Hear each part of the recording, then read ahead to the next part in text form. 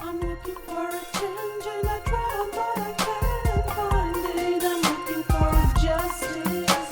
I'm looking for a peace, but these guns on the streets keep popping, keep popping. Why can't we be finding peace?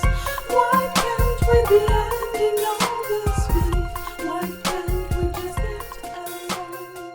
Peace is right and war is wrong. I'm sure everybody's been watching everything regarding the Colin Kaepernick situation, and it seemed like a lot of people have different viewpoints, different opinions. People taking sides with the NFL, people taking sides with Kaepernick, and all this type and everything that's going on. But I got to look at this thing from a different situation. And some things I just don't understand.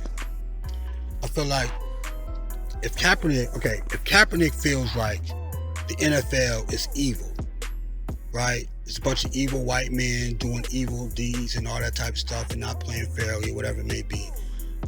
If you feel like they can't be trusted for, you know what I'm saying, for whatever reason and everything like that, he know that the league blackballed him. We all know that shit. For his, not because of his ability to play football, it's because of his stance on social justice, probably using the NFL's platform to do it. So I mean, does the NFL say like on your spare time you can fight for it, or you can't do it on our platform and everything and what you believe in? Some can be like, that's wrong. Some people can be like, can understand, you know what I mean, to a certain degree. And I'm sure the NFL came to do it and be like, hey, you know what I'm saying, I see you kneeling and everything like that. You know, that's not what we about here and all that type of stuff. And Kaepernick was just probably like, fuck y'all. Like, this is what I stand for. It's fucking black people being murdered in these streets almost every single day by police. It's fucked up in the world. And I'm making a stance. So I feel like at that point, Cap had to understand that you just sacrificed your job position in an NFL for what you believe in when it comes to social justice and the better treatment of black people. That's what I'm thinking that we all knew about. Like when he kneeled and went through all that, people was like saying like, man, that takes a real fucking courage to be able to sacrifice your job, your livelihood and everything like that to take on such a fucked up problem in the United States. So we commended him for that. A lot of people commended him for that.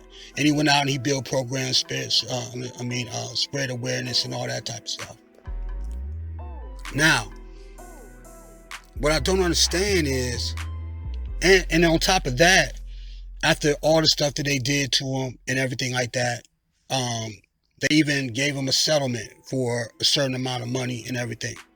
So after all that shit, I'm trying to figure out, why would you go back to the same people and ask them for a job opportunity after you know they done did all this shit to you? That is what just don't make sense to me. You have to know you sacrificed your NFL career to take on the social justice movement. Like, you got to understand that. Because if you would have stopped kneeling, you would probably kept playing football. Probably, I'm thinking. But you stood up for that, and that's beautiful. You stood up for the problems in America. That's beautiful. But there's a sacrifice when you do that. And you're going to lose some part of your livelihood, or you're going to lose something in order to take that upon your chest and everything and contribute to the world. I just don't understand how you go back knocking at the master's plantation door like, hey, master, I'm a real good cotton picker. Can you put me back in the cotton fields? After the master let your ass go, you free. And that's the thing I don't understand about the Kunta Kinte shirt. Kunta Kinte was captured in the Alex Haley novel and everything. Kunta Kinte was captured and sold into slavery, though. And all his life, he kept thinking about being free. He tried to escape so many times they caught him. He escaped. He escaped. He had the ambitious nature to escape through all costs so many times that in the story they had to cut off half his foot so he couldn't even go nowhere. And I'm sure if Kunta Kinte's master would have been like, hey, you're free, boy. You got your freedom. You can go. You can do whatever it is you want to do. You don't have to be on this plantation. You don't have to listen to me call you nigger. You don't have to listen to my energy as a white person fucking with you every single day. You are free to do what you need to go ahead and do. Do you think Kunta Kinte would have came back after he had that freedom and knocked back on the master's door like, hey, put me back in the cotton fields? That's why I just didn't understand about the Kunta Kinte shirt. I don't know if Cap was trying to be comparable to dude or whatever it may be, but there is no comparison, man. Cap ain't a slave. Cap is a millionaire.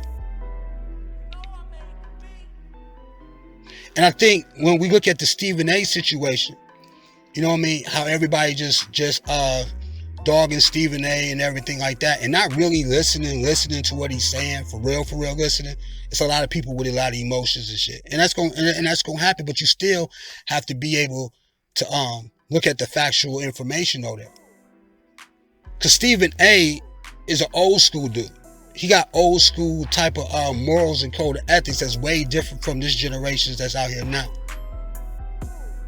You know what I mean? He come from that old school mentality where somebody give you an opportunity, even though you may not like them, or even though they may not like you to that degree, but if y'all can get along just enough in order to get that job so you can take care of your family, you're going to move strategically in certain kind of ways so you can secure that employment. You're not going to antagonize the bosses. You're not going to talk shit about them. You're going to show up for the interview on time. You're going to show up to be on work on time. You're going to show the employer that you really, really want the job. That's the old school mentality.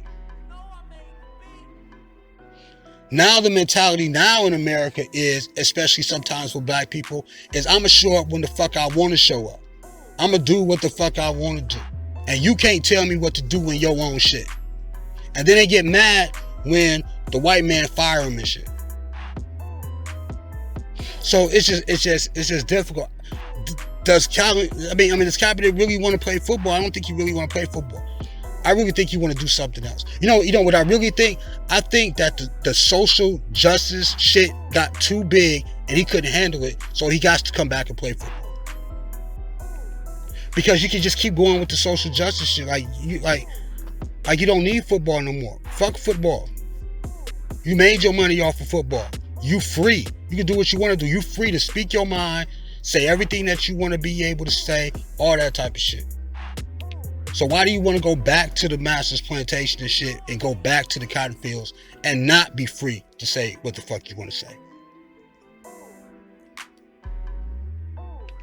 And that comparison to Kunta Kinte is like crazy. And I can understand what people saying. I can understand what Stephen A is saying, because it's like an old school type of mentality and shit. It like comes from like the great grandparents type of shit. And this new generation pretty much don't have it. That type of mentality. You know what I'm saying? Because if you want the job, you're gonna do whatever is necessary in order to get the job. Right? I mean, are you really gonna be talking shit about the people that you want to get employed by? Are you really gonna start doing weird shit like that? I mean, you got the choice to do it. They talk about the waiver forms and all that. You got the choice to do it, but like so many people said, there's just a way you should handle it and spoken this shit.